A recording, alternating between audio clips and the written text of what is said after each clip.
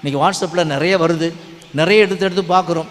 ஆனால் குறிப்பிட்ட ஒன்று என்னை அதிகமாக கவர்ந்த ஒன்று, அதில் ஒரு கோவில், அந்த கோவிலிலே அந்த சாவி துவாரம் அதை காட்டி அதை அப்படியே ஜூம் பண்ணிகிட்டே போவார். அந்த சாவி துவாரத்தின் வழியாக ஒருவர் பயணிப்பதை போன்று இருக்கும். அப்படியே கோவிலுக்குள் செல்லுவார். கோவிலுக்கு சென்ற பிறகு அங்கே இருக்கின்ற திவ்யநற்கடை பெட்டி அதை ஜூம் பண்ணுவார். அதற்கு பிறகு அப்படியே ஜூம் பண்ணி மேலே பாடுபட்ட சுருவத்தை காட்டுவார்.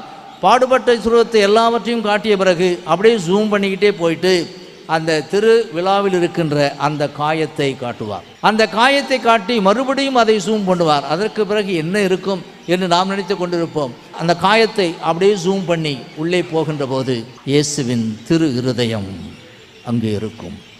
நமக்காக காயப்பட்டு ஊடுருவப்பட்டு இருக்கின்ற அந்த இயேசுவின் திரு இருதயம் அங்கே இருக்கும். இதுதான் ஒவ்வொரு கோவிலிலும் இருக்கிறது. ஒவ்வொரு கோவிலிலும் ஆண்டவர் இயேசு கிறிஸ்து இந்த வகையில் தான் நமக்காக காத்து கொண்டிருக்கின்றார்.